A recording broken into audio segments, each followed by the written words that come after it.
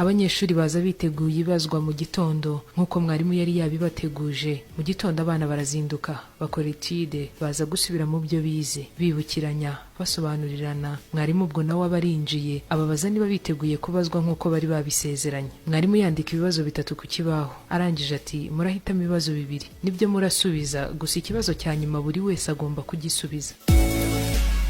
Mwarimu ati ikibazo cya nyuma kiragira kiti umubyeyi usukura ishuri mwigiramo buri munsi yitwa nde? Abanyeshuri batangira kurebana, batangira kongorerana, babazanya izina ry'uwo mumama basukurira ishuri bigiramo buri munsi. Abanyeshuri barangije gusubiza batanga impapuro. Mwarimu nawe ibazwa rirangiye arasohoka aragenda.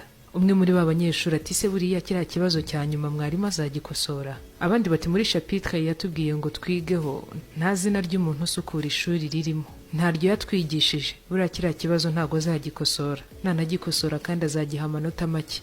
Umunsi ukurikiyeho mwarimu abazanira impapuro yazikosoye, ariko ishuri ryose ryari ryatsinzwe. Mwarimu ati mwese mwaratsinzwe, nta numwe wabashije gusubiza ikibazo cya nyuma, kandi ni nacyo cyari gifite amanota menshi. Umunyeshuri umwe abateye agatoki ati mwarimu aho waba uturenganyije rwose, mu byo watwigishije izina ry'ukoropa ishuri ntaririmo. Umwarimu ati mw'abanyeshuri mwe muntega amatwi mbabwire, umwarimu ntiyigisha ubumenyi gusa, atanga n'uburere, kuko hanze aha muri kugana nimujyana ubumenyi gusa nta burere ntacyo bizabamarira. Mwarimu arakomeza ati mwese muri abasiziyemu, mumaze imyaka 6 muri iki kigo, ariko ishuri ryose nta n'umwe uzi izina ry'umumama ubakoropera ishuri buri munsi, kuko nta gaciro muba mwahaye umurimo akora, ni nayo mpamvu mutamuzi, niyo mpamvu mutazi izina rye.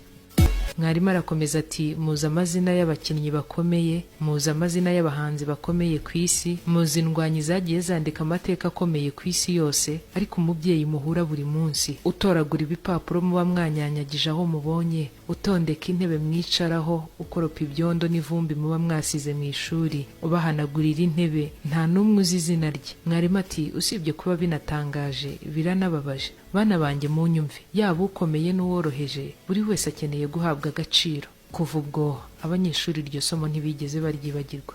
Inama y'umunsi. Benshi natwe tumeze nk'aba banyeshuri, ugasanga umaze imyaka irenga 10 mu kigo runaka ukoramo, ariko nturamenya izina ry'umuzamu urinda icyo kigo ukoreramo. Nyamara usanze bakwibiye mashine cyangwa ikindi kintu cy'agaciro, watangira kubaza umuzamu wakoze iryo joro uko yitwa. Umubyeyi, umukobwa cyangwa umusore usukura toilette ukoresha buri munsi ntuzi uko yitwa. Iyo umukeneye urabaza uti wa mugore ukoropa toilette ari hehe?